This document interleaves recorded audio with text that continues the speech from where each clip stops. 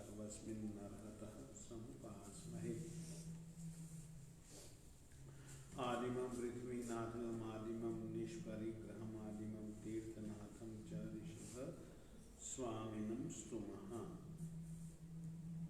श्री सुपार्श्व जिनेन्द्राय महेन्द्र महितांग्रये नमश्चतुर्वर्ण संग गगनाभूगभास्वते।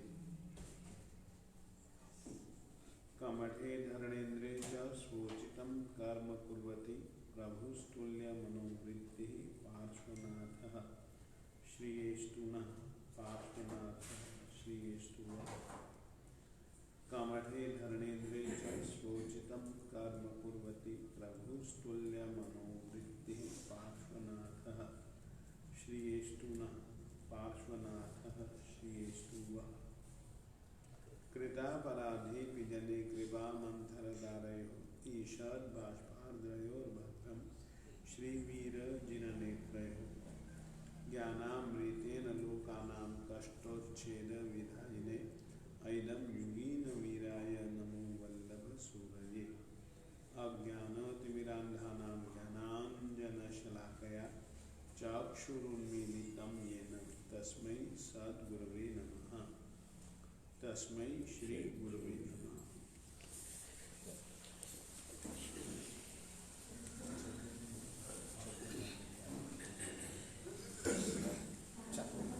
जिनमत दा श्रृंगार आत्मा राम गुरु, जिनमत दा श्रृंगार आत्मा राम गुरु। बालपने में लेकर दीक्षा, बालपने में लेकर दीक्षा, सच्चे धर्म की देकर शिक्षा, सच्चे धर्म की देकर शिक्षा। कीर्ति कौम वेदार आत्मा राम गुरु, कीर्ति कौम वेदार आत्मा राम गुरु। जिनमत दा श्रृंगार आत्मा राम गुरु, जिनमत दा श्रृंगार आत्मा राम गुरु। पीकर मस्त खुशी दे प्याले, पीकर मस्त खुशी दे प्याले। जैनी सुते हो मत वाले, जैनी सुते हो मत वाले। तद कीता उपकार आत्मा राम गुरु, तद कीता उपकार आत्मा राम गुरु। जिनमत दा श्रृंगार आत्मा राम गुरु, जिनमत दा श्रृंगार आत्मा राम गुरु। कपलत की अंधेरी छाई, कपलत की अंधेरी छाई। पाखंडियों ने लूट मचाई, पाखंडियों ने लूट मचाई। तद कीता होशियार आत्मा राम गुरु, तद कीता होशियार आत्मा राम गुरु। जिनमत दा श्रृंगार आत्मा राम गुरु, जिनमत दा श्रृंगार आत्मा राम गुरु। कुशित चमन सब सब जितना, कुशित चमन सब सब बनाया। फल नहीं उसदा चखने पाया, फल नहीं उसदा चखने पाया। चटपट हुई तैयार आत्मा राम गुरु, चटपट हुई तैयार आत्मा राम गुरु। जिनमत दा श्रृंगार आत्मा राम गुरु, जिनमत दा श्रृंगार आत्मा राम गुरु। पैदल सफर केसरी माना, पैदल सफर केसरी माना। भिक्षा करके भोजन पाना, भिक्षा करके भोजन पाना। सतवादी अवतार आत्मा राम गुरु, सतवादी अवतार आत्मा राम गुरु। जिनमत दा श्रृंगार आत्मा गुरु जिन मत दा श्रृंगार आत्म राम गुरु इत्थे भी है लोड़ उन्हां दी इत्थे भी है लोड़ उन्हां दी उत्थे भी है लोड़ उन्हां दी उत्थे भी है लोड़ उन्हां दी आप तरे जगतार आत्म राम गुरु आप तरे जगतार आत्म राम गुरु हिम्मत दा श्रृंगार आत्म राम गुरु हिम्मत दा श्रृंगार आत्म राम गुरु। सुनते हैं आत्मा राम की लाखों अमर कहानियाँ सुनते हैं आत्मा राम की लाखों अमर कहानियाँ भूल नहीं सकते कभी गुरुवर की मेहरबानियाँ भूल नहीं सकते कभी गुरुवर की मेहरबानियाँ केसरिया बाना पहन कर मैदान जंग में गए केसरिया बाना पहन कर मैदान जंग में गए चेहरे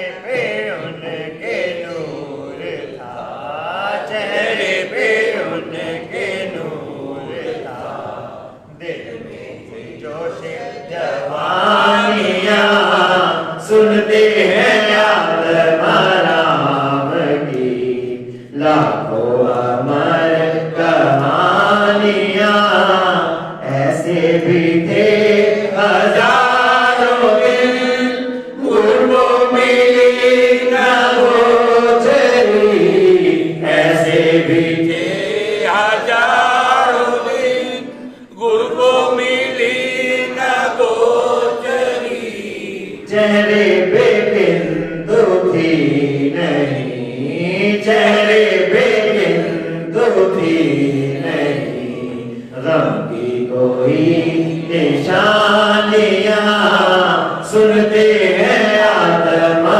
राम की लाखों अमर कहानियाँ आखिर में बादल छट गए दुनिया में चांद खिल गया आखिर में बादल छट गए दुनिया में चांद खिल गया देवता जैसा रूप था देवता जैसा रूप था अमृत भरी दीवानियाँ सुनते हैं आत्मा राम की लाखों अमर कहानियाँ जग को जगा के सो गए गुजरावाला समाधि में जग को जगा के सो गए दुनिया वाला समाधि में वल्लभ को सौंप कर गए वल्लभ को सौंप कर गए पंजाब की राजधानियाँ सुनते हैं आत्मा राम की लाखों अमर कहानियाँ गुरुकुल कॉलेज विद्यालय बालाश्रम अमर रहे गुरुकुल कॉलेज विद्यालय बालाश्रम अमर रहे फूले फले बनी रहे फूले फले बनी रहे विद्या की ये निशानियाँ सुनते हैं आत्मा राम की लाखों अमर दुनिया में नाम हो अमर आत्म गुरु का लाडला, दुनिया में नाम हो अमर आत्म गुरु का लाडला, गाती है गीत बल्लभ के, गाती है गीत बल्लभ के, स्वर्ग में इंद्रानियां सुनते हैं आत्मा राम की, लाखों अमर कहानियां भूल नहीं सकते कभी, गुरुवर की मेहरबानियां।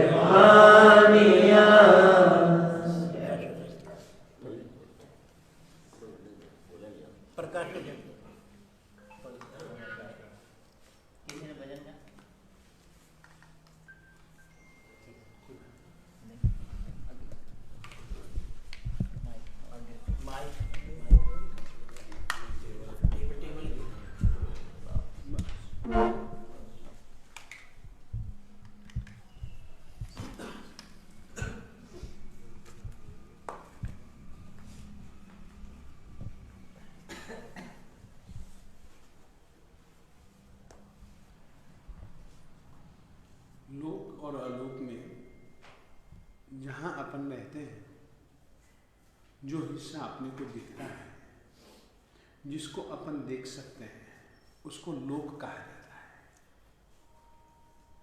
अलोक, अलोक यानी कि जिसको अपन देख नहीं सकते, जो दिखता नहीं, उसको अपन लोग सामान्य भाषा में अलोक कहते हैं। ये सामान्य सी परिभाषा है।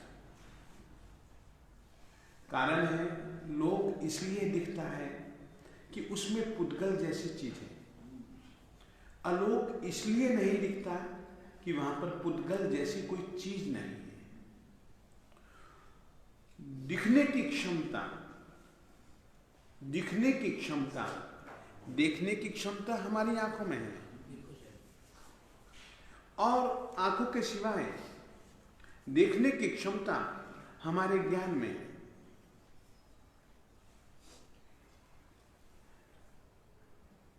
नहीं दिखने की क्षमता अगर किसी चीज में है तो वह पुद्गलाष्टिकाय के सिवाय अन्य सभी द्रव्यों में न दिखने की क्षमता है। अलोक में वो ही द्रव्य पाया जाता है जिसको कि आप लोग देख नहीं सकते हो, केवल ज्ञानी भी जान सकता है। लोक और अलोक में अगर जितनी भी चीजें हैं, जितनी भी जो दिखते हैं वो भी और जो नहीं दिखते हैं वे भी, केवल दो चीजों की गठजोड़ है। और वे दो चीजें स्वतंत्र रूप से भी हैं और दो चीजों के गठजोड़ के रूप में भी हैं। वे दो चीजें हैं, एक है जीव और दूसरा है अजीव। जीव और अजीव, इन दोनों का गठजोड़ बनाने वाला बिचौलिया, इन दोनों का गठजोड़ बनाने वाला बिचौलिया अगर कोई है तो उसका नाम है कर्म। उसका नाम क्या है? कर्म। सामान्यतया तुम लोग ऐसा कई बार बोलते हो, जैसा कर्म वैसा परिणाम, वैसा फल। परंतु आज मैं तुम लोगों को कहना चाहता हूं, जैसा कर्म वैसा परिणाम सही भी है, और यह सिद्धांत थोड़ा सा इसमें कुछ दूसरी चीज की मिलावट कर देनी चाहिए। एकमात्र निकाचित कर्म ऐसा है जिसका परिणाम जीव को भुगतना ही पड़ता है। निकाचित कर्म के सिवाय कर्म ऐसे भी होते हैं जिनके परिणाम के अंदर तुम बदलाव ला सकते हो।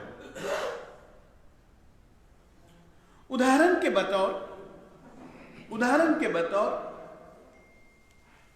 एक केस चला, न्यायाधीश के पास में केस गया और न्यायाधीश ने केस सुना और अपने ग्रंथ देखे, पुस्तकें देखी। देखने के बाद उसने कहा विधि सम्मत ढंग से इसको इतनी सजा मिलती है तो इतने साल की या इतने महीनों की या इतने दिनों की या इतने पैसों की या इतनी काम की किसी न किसी रीति से उसको सजा सुना दे। अब आदमी ने वो सजा सुनी तो वो सजा सुनने के बाद उसने वहीं पर ही न्यायाधीश के सामने ही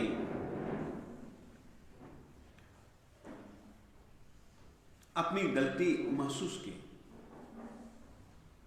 गलती महसूस करके वह रोया और उसने कबूलनामा दिया कि ये मेरी गलती है, मैं इसके लिए क्षमा चाहता हूं। न्यायाधीश उसके कबूलनामे को पढ़ करके चाहे तो उसकी सजा को कम कर सकता है कि नहीं? कर सकता है ना। और यदि वो अपराधी ऐसा है, सिद्ध हो चुका कि ये अपराधी है, तो भी वो ऐसा ढीठ मानने के लिए तैयार नहीं। उल्टा न्यायाधीश को ही गलत ठहरा रहा है तो न्यायाधीश महोदय क्या कर सकते हैं? उसकी सजा को बढ़ा भी सकते हैं। दो चीजें हैं इसमें। अपराध को तुम कर्म बांधना समझ सकते हो, परंतु अपराध को कबूल कर लेना और कबूल प्रायश्चित पश्चाताप के साथ में कबूल करना और कहना कि ठीक है, आप इसके लिए दंड स्वरूप यानी कि प्रायश्चित स्वरूप जो भी देंगे मैं उसको कबूल करता हूं, परंतु यदि आप चाहें तो कुछ सजा कम कर दीजिएगा, माफ भी कर सकते हैं। मौत की सजा मिल भी जाए ना, न्यायाधीश महोदय दे दें, तो भी यदि उसके ऊपर का जो अधिकारी है श्रीमान राष्ट्रपति महोदय, वो यदि चाहें उसको देख करके, उसको सुन करके, उसको समझ करके उसकी सजा को माफ भी कर सकते हैं या बड़ी सजा को छोटी सजा के रूप में भी परिवर्तित कर सकते हैं। कर्मों का हिसाब किताब भी ऐसा ही होता है। इसमें प्रमुखता हम अपने बुरे अध्यवसायों से या अच्छे अध्यवसायों से, अध्यवसाय यानी कि मन के अंदर पैदा होने वाली इच्छा, भावना,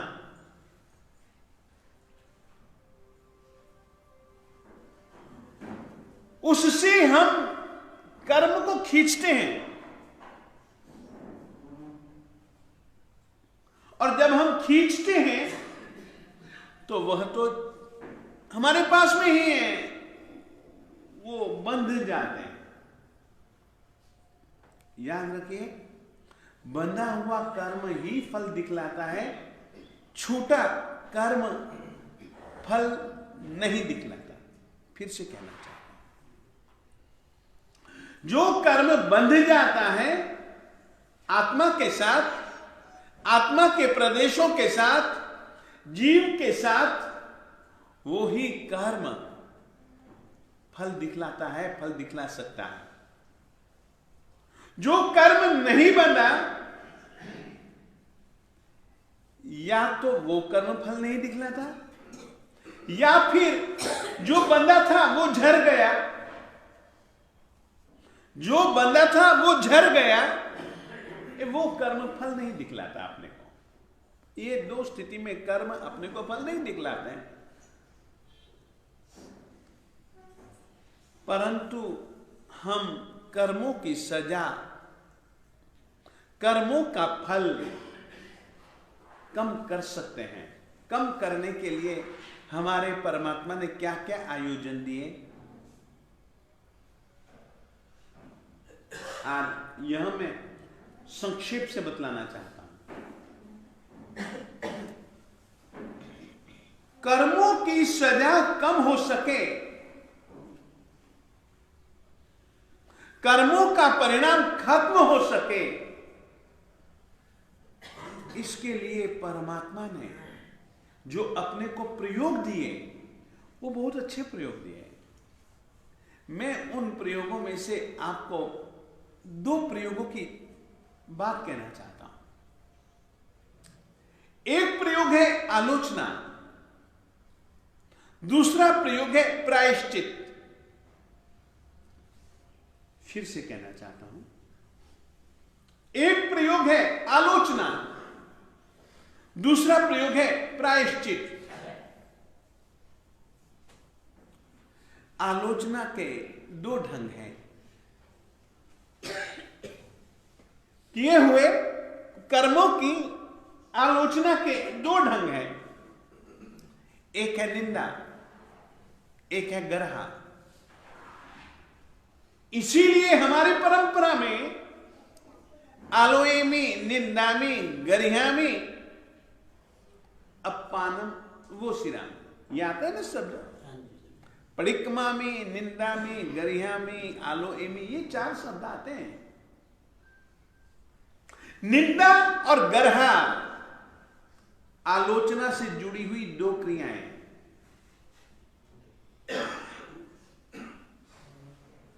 प्रायश्चित गुरु से एक जुड़ी हुई एक प्रक्रिया है।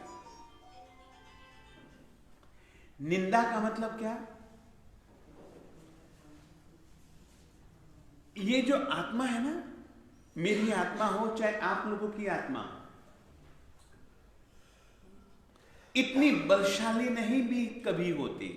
कभी तो बहुत बलवान हो जाती, कभी बलशाली नहीं भी होती। परंतु खुद का किया हुआ गलत काम खुद से तो नहीं छुपाया जा सकता।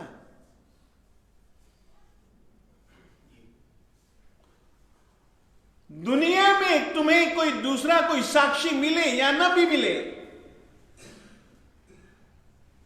परंतु तुम्हारी आत्मा तो खुद तो साक्षी है। एक गुरु के चेले थे। गुरु जी और चेले महोदय छत पर सोए हुए थे। ऊपर से कुछ लब्धि संपन्न विद्याधारी महात्मा उड़ करके जा रहे थे।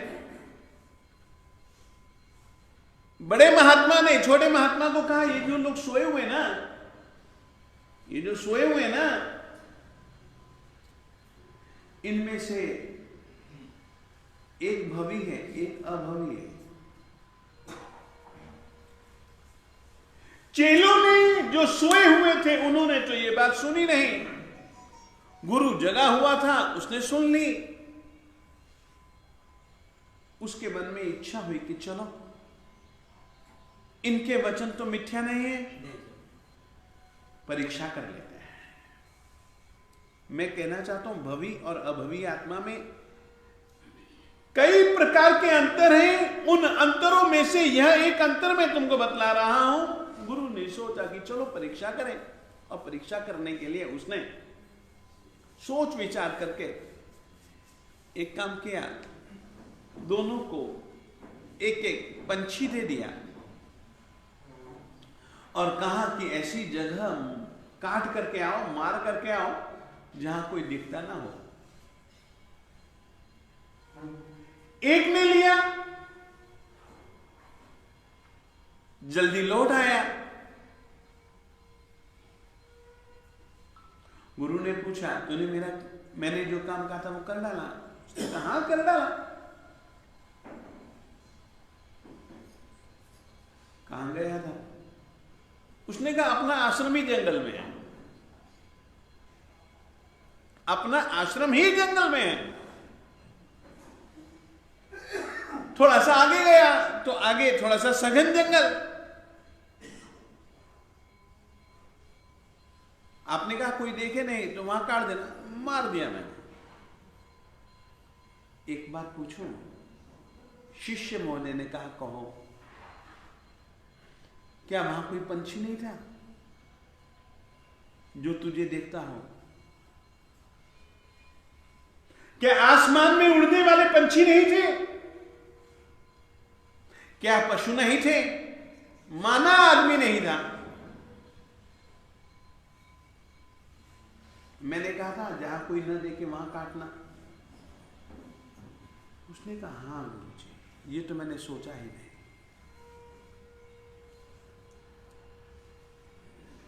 क्या देखने वालों में से तू नहीं था?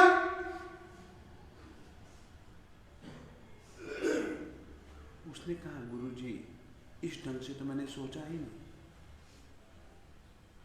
चल कोई बात नहीं, बैठ।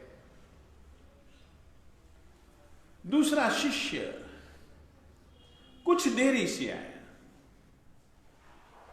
और पंछी को वापस लेकर के आया।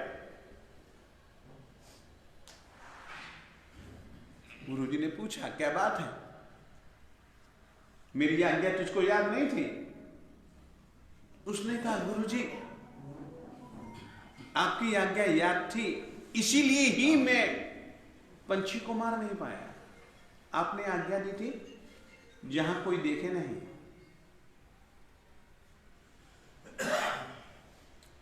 मैं जंगल में गया, जंगल में मुझको ऐसा कोई ठिकाना ना मिला जहां कोई देखता ना हो। पेड़ों के नीचे गया, पंछी थे, पशु भी थे, आवाजें आ रही थी। शायद मैंने सोचा ये आवाज देने वाले पंछी इत्यादि देख रहे होंगे। चलो फिर मैं गुफा में गया।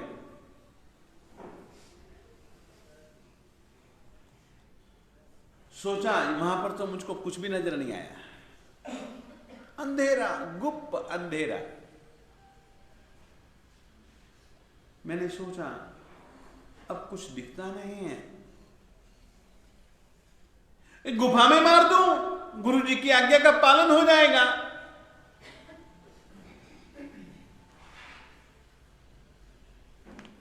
तो मेरे दिल में सोच पैदा हुई, गुरुजी आज तक तो अहिंसा की बात, जीव प्रेम की बात, जीव दया की बात, जीव सेवा की बात कहते रहे, और आज ये मारने के लिए बात कर रहे हैं। शायद गुरुजी का प्रयोजन कुछ और है। हमारे गुरुजी ये बात नहीं कह सकते हैं। और फिर दूसरी बात, गुरुजी ने कहा है यहां कोई देखता ना हो। चलो मेरी आंख में भी अब इस पंछी को देखने की ताकत नहीं है, माना। केवल ज्ञानी तो जानते हैं।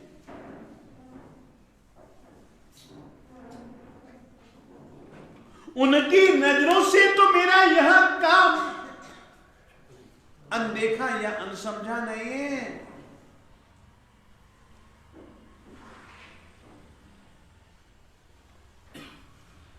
और सच्चाई भी यही है कि केवल ज्ञानी से कुछ भी चीज अनजानी नहीं है। तो गुरुजी आपकी आज्ञा का पालन मैं कर ही नहीं सका। ये लीजिए पंछी। गुरुजी ने पहचान लिया, पहले वाला जो कि गुरु जी का बेटा था।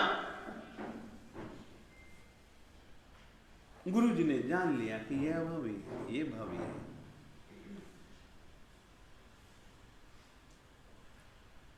देखना हमारी आत्मा कैसी है।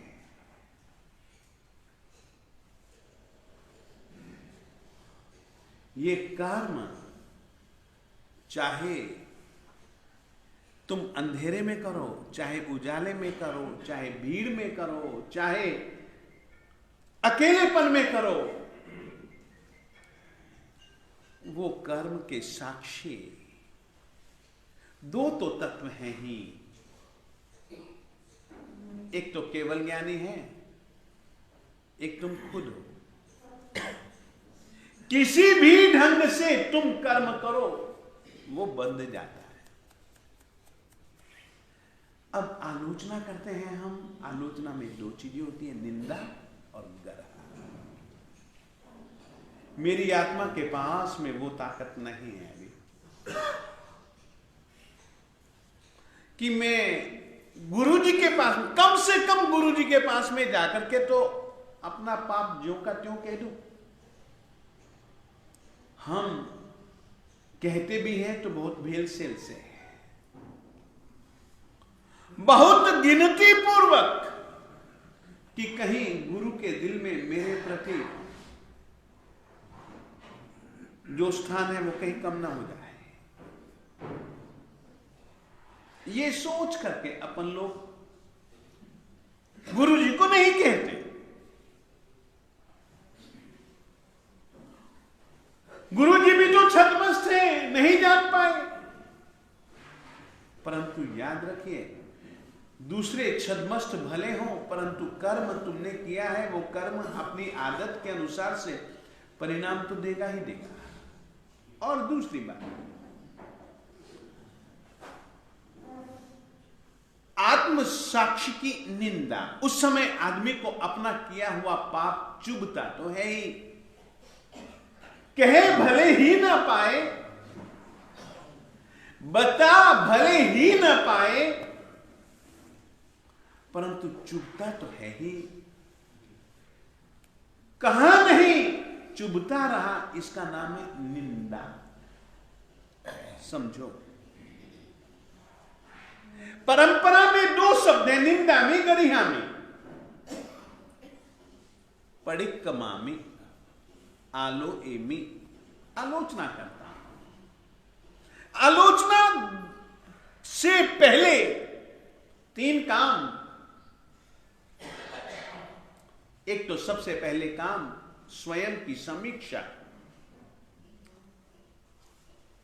पाप का स्वीकार,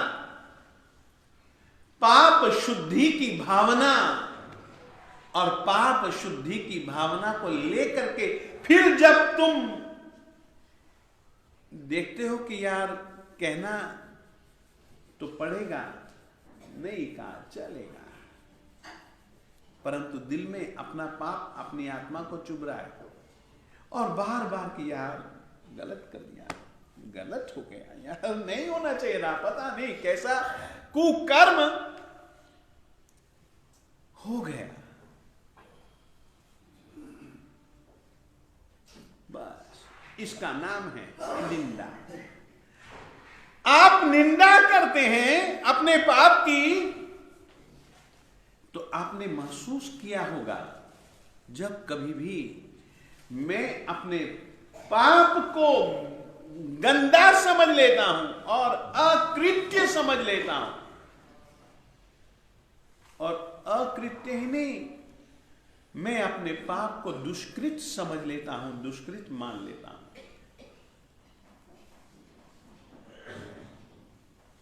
तब फिर वो पाप बार बार चुभता रहता है।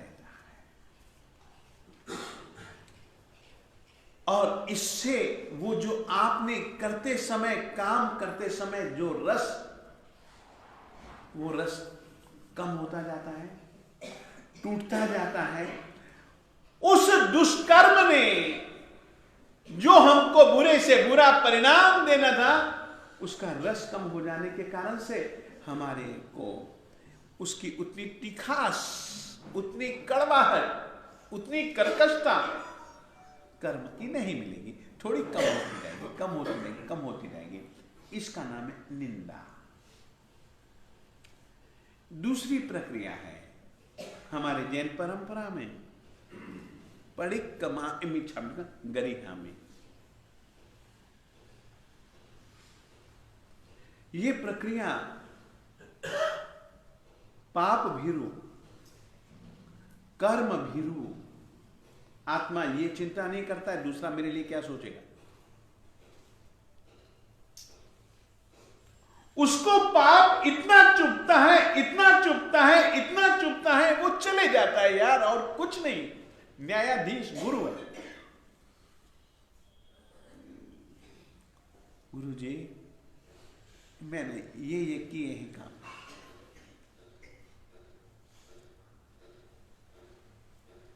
कर लिए, हो गए।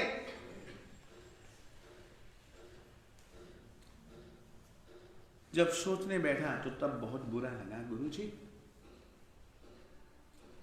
मुझे अपने आप के प्रति घृणा होने लग गई।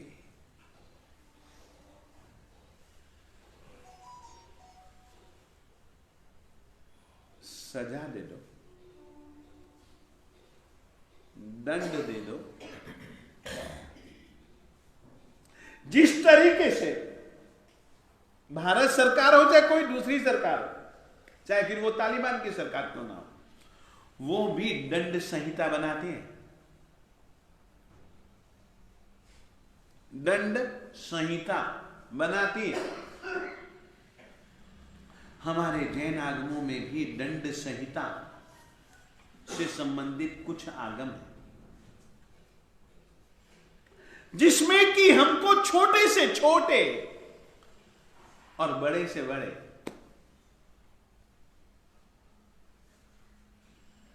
छोटे से छोटे पाप के लिए प्रायश्चित कौन सा, और बड़े से बड़े पाप के लिए प्रायश्चित कौन सा, पहला और अंतिम, ये दो नाम मैं तुमको बतला देना चाहूंगा। प्रायश्चित के हमारे मालिक, सर्वज्ञ सर्वदर्शी चरम शासनपति श्रवण भगवान महावीर स्वामी जी ने,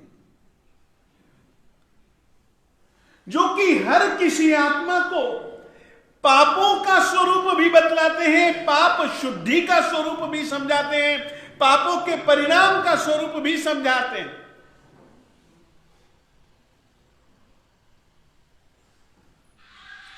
पापों से सावधानी की सूचना भी देते हैं। उन्होंने प्रायश्चित का छोटे से भी छोटा प्रायश्चित, उस पहले प्रायश्चित का नाम है आलोचनार्ह प्रायश्चित। क्या नाम है? आलोचनार्ह प्रायश्चित। की पेंसिल और वो दे देना, मेरा को कल ब्लैक बोर्ड आया ना।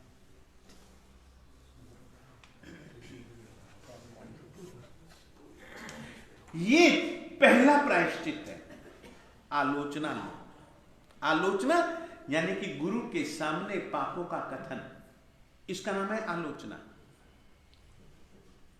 कुछ पाप जिंदगी में ऐसे होते हैं,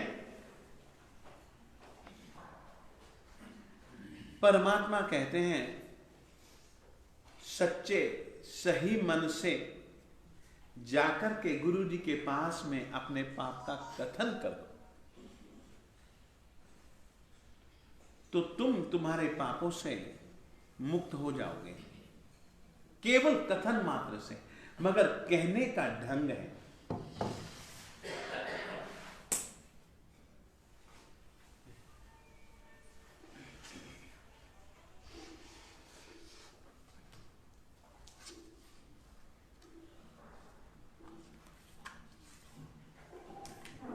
ऐसी तुम लोग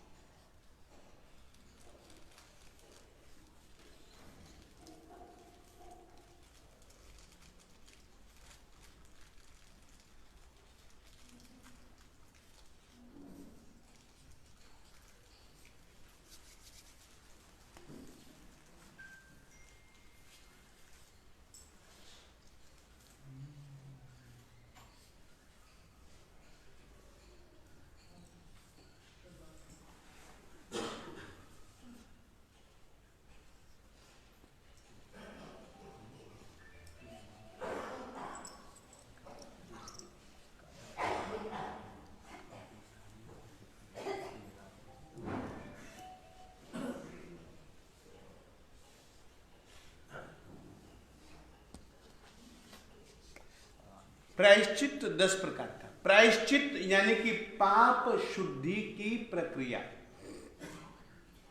प्रायश्चित यानी कि जो किए हुए पाप हैं, चाहे वे पाप मानसिक हो, वाचिक हो, कायिक हो, उनसे शुद्ध होने की प्रक्रिया का नाम है प्रायश्चित। 10 प्रकार से प्रायश्चित किया जा सकता है। पाप चुभना चाहिए, तब आदमी प्रायश्चित के लिए तैयार होता है। पाप महसूस होना चाहिए, पाप देखो, पाप दिखना चाहिए, तब शायद आदमी प्रायश्चित के लिए तैयार हो सकता है। प्रायश्चित 10 प्रकार का, उसमें से पहला अगर कोई है तो वो आलोचनारह प्रायश्चित है। आलोचनारह प्रायश्चित का मतलब केवल इतना ही होता है, आलोचना विचार पूर्वक गुरु के सामने जाकर के अपने पापों का कथन कर देना, उसका नाम है आलोचना। आलोचना का तरीका यानी कि अब आलोचना का महत्व हो गया ना।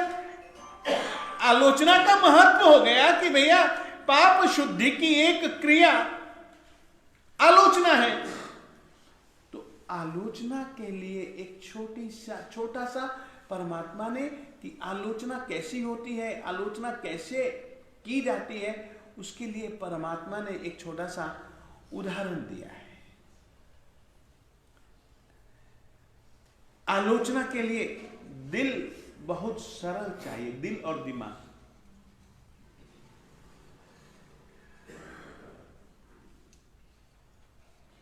इसीलिए मालिक ने दिल जिसका साफ सुथरा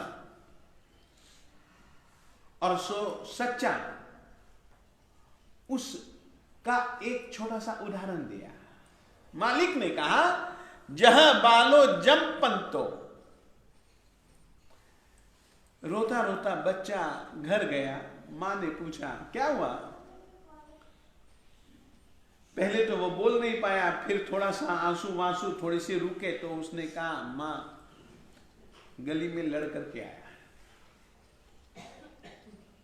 क्यों? उसने मारा मुझको, उसने गाली दी थी मुझको, पहले उसने किया था। बात जैसी की वैसी वो तुरंत सरलता से कह देता है, छुपाता नहीं है। बालक जैसा मन लेकर के गुरु के पास जाना चाहिए यदि तुम आलोचना करना चाहते हो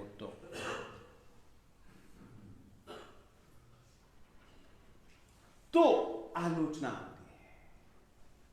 गुरु के सामने फिर होशियारी नहीं, लुकाव छिपाव नहीं, उसका नाम है आलोचना। ज्यों का त्यों स्पष्ट स्पष्ट कथन। और 10वां अंतिम प्रायश्चित मैं आपको कहना चाहता हूं।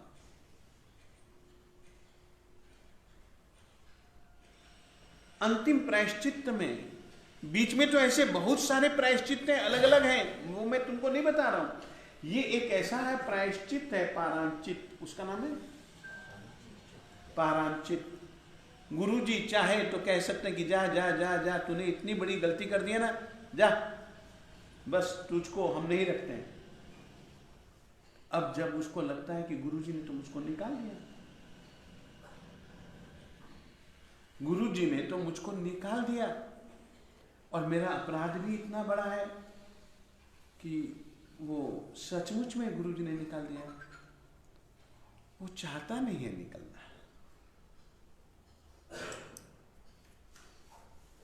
गुरु जी ने निकाल दिया, जा जा हट यहां से मेरी नजरों के सामने से।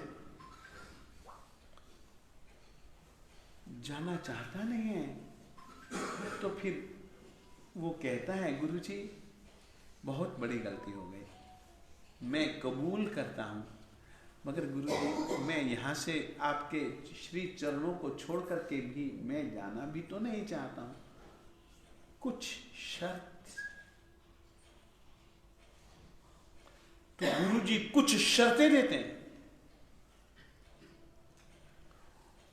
अब उसको रहना है तो स्वाभाविक है कि शर्तें उसको निभानी पड़ेंगी। ऐसा प्रायश्चित, उसका नाम है पारायचित। अब ये शुरुआत आप निंदा भी कर सकते हो, गर्हा भी कर सकते हो। गर्हा बहुत अच्छी चीज है।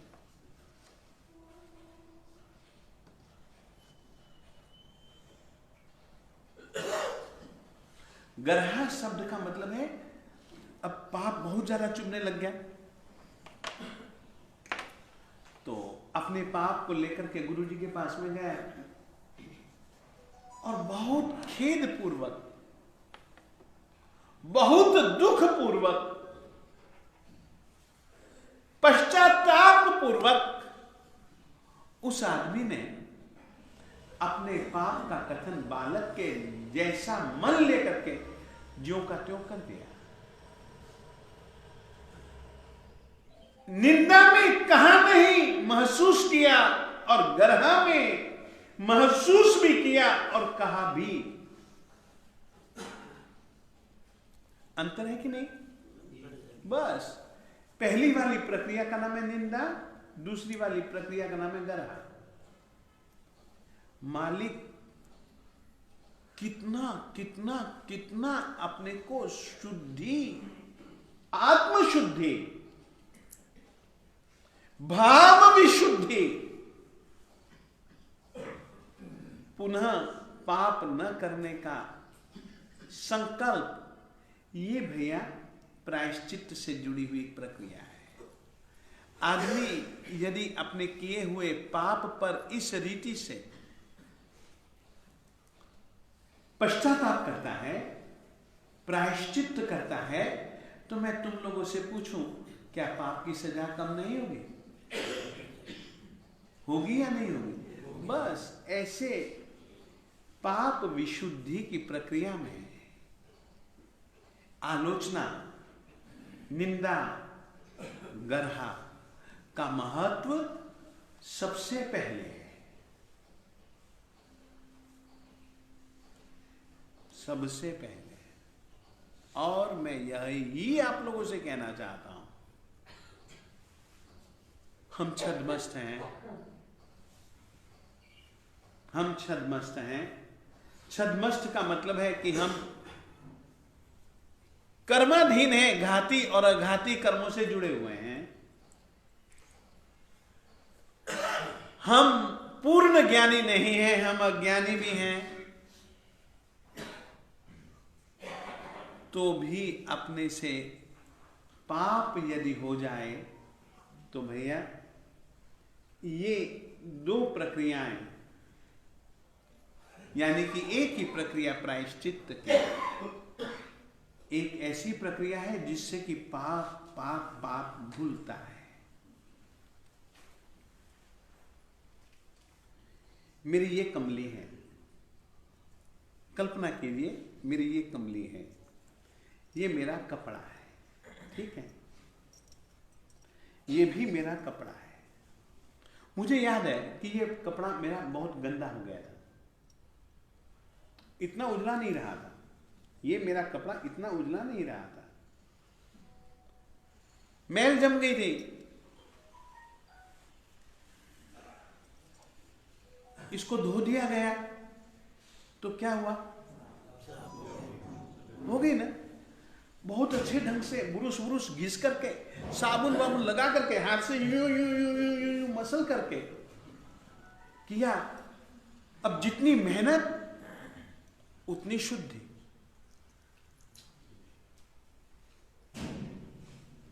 मैं चाहता तो गर्म पानी में साबुन वाबुन डाले, यूं ही थोड़ा सा मसला निकाल दिया, क्या इतना साफ सुथरा हो जाता है कपड़ा? जितनी मेहनत उतनी वस्त्र की शुद्धि। वस्त्र यानी कि आत्मा।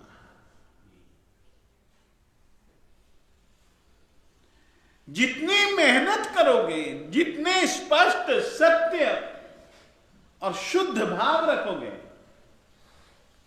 उतनी राजा भैया कर्मों की मैल उतरेगी। आज की संक्रांति के दिन मैं आप लोगों से पापों की विशुद्धि के लिए बतलाए गए, परमात्मा के द्वारा बतलाए गए जो प्रक्रिया है, उस प्रक्रिया में से आज मैंने आपको प्रायश्चित और प्रायश्चित में से आलोचना में निंदा, गर्हा, परिक्रमा में पुनः पाप न करने का संकल्प। निंदा आत्म साक्षी से,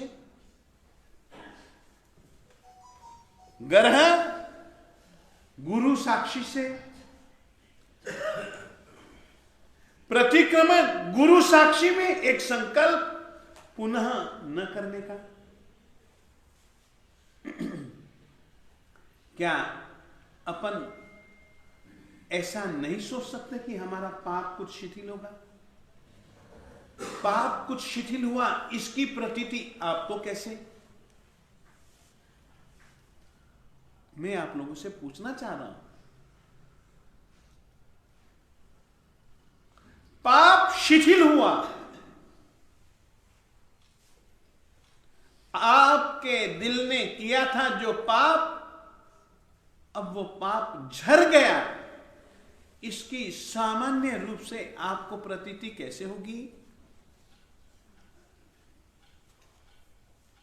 कैसे होगी?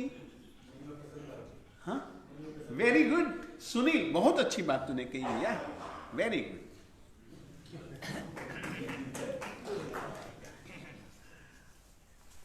एक दूसरी चीज, इसके साथ ही दूसरी चीज क्या होगी, और जो इससे भी पहले होगी, और मालिक ने वही चीज कही है। मालिक यानी कि अपना देवादिदेव, सर्वज्ञ, सर्वदर्शी, प्रत्येक आत्मा का हित चाहने वाला, वो हमारा मालिक है। तीर्थंकर परमात्मा जिसको तुम कह सकते हो, जिनेंद्र परमात्मा तुम कह सकते हो, केवली सर्वज्ञ सर्वदर्शी भी होते हैं वे।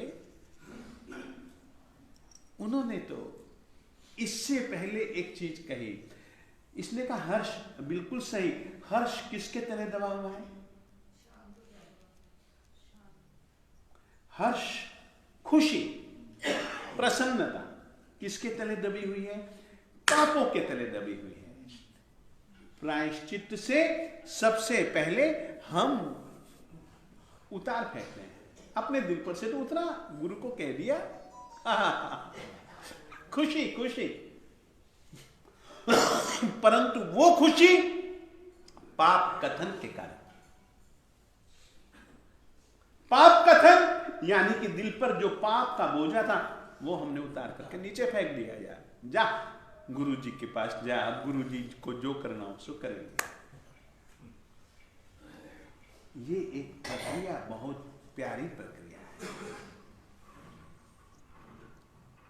यह आत्मविशुद्धि की प्रक्रिया है। इस प्रक्रिया का नाम है प्रायश्चित। और याद रखिएगा, तस्य उत्तरीकरणम पायच्छित करने। हम कायोत्सर्ग भी जो करते हैं, टामी कौसर्गम, तो वह भी हम बोलते हैं पायच्छित करने। हमारा हेतु है प्रायश्चित करना, विशोही करने, शुद्ध कर रहे हैं हम अपनी आत्मा को। विशल्यीकरणे, हम शल्यों से विगत, शल्यों से रहित अपनी आत्मा को करना चाहते हैं। पावानम कम्मानम निघ्राय नठाय, ये तो शब्द और ज्यादा प्यारा है। पावानम कम्मानम निघ्राय नठाय, पावानम कम्मानम, सभी के सभी पाप कर्मों के निर्घातना के लिए, जड़ मूल से उखाड़ फेंकने के लिए।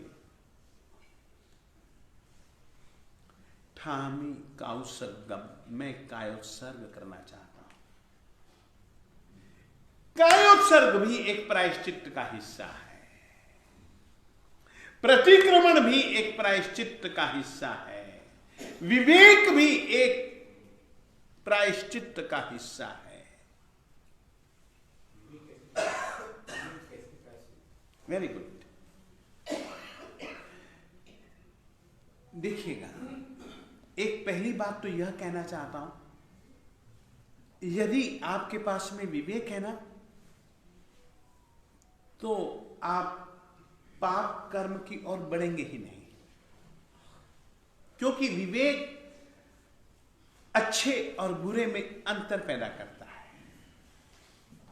मगर मेरी आत्मा कर्माधीन है, मेरी आत्मा एक कर्माधीन है। मैं समझ ही नहीं पाया कि यार ये मुझको त्याज्य था। जो चीज छोड़ने योग्य थी उसी को मैंने अपने गले से चिपकाए रखा। गुरु जी कहते हैं कि यार भैया ये तो चीज ठीक नहीं है, छोड़ दे। सिगरेट पीना ठीक नहीं है, छोड़ दे। लड़ाई झगड़े करना और करवाना ठीक नहीं है, लड़ाई झगड़े की आदत को छोड़ दो। झूठ बोलना अच्छा नहीं है, तुम्हारी आत्मा के लिए अहितकर है, झूठ बोलना छोड़ दो। तो क्या होगा? विवेक, विवेक के कारण से तुम गलत से छूट जाओगे ना, तो विवेकार्ह प्रायश्चित।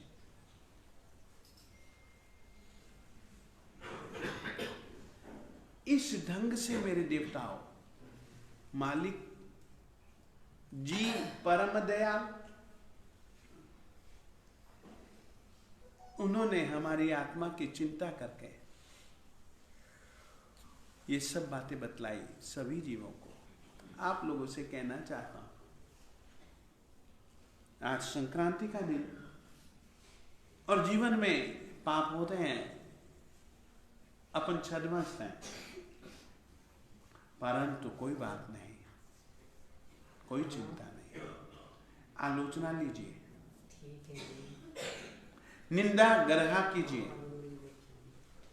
गुरुजी जो प्रायश्चित दें वो प्रायश्चित कीजिए,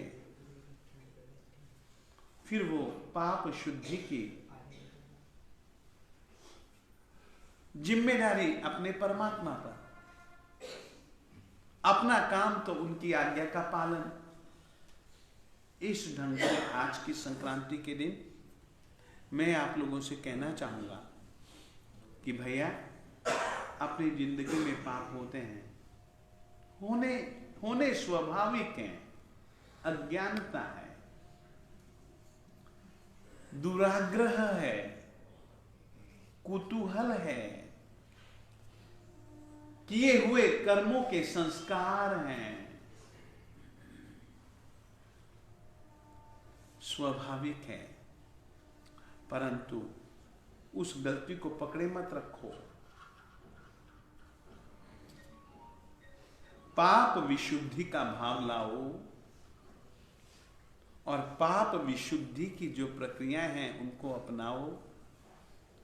इतना ही भैया आज के दिन हम तुम लोगों से कहना चाहते हैं।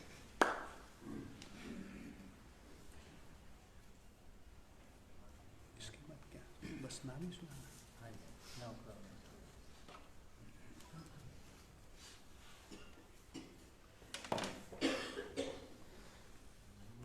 बचत खाना नवकारसी पोरसी 60 पोरसी आइबिले कासना ब्यासना उगेश नुगास में बोरसिम 60 पोरसी मुट्ठी से मुख्य उगसुर चौमिय पियाना मसनम पानम खाइमम से मोनथना मुगदम सहस्रागरणम पच्छन्न कालनम दिशा मोहनम साहु वेनम महत्तरम सस्मयवत्यागरणम आयम मिलम निवेके मिगयो पस्किनथना मुगदम सहस्रागरणम लेवा लेवेनम यह तो संसठ्यन मुखित विवेकन बड़ुत मुखन कारकम न्यागरणम महत्तरम सस्मयवत्यागरणम ये गासनम व्यासनम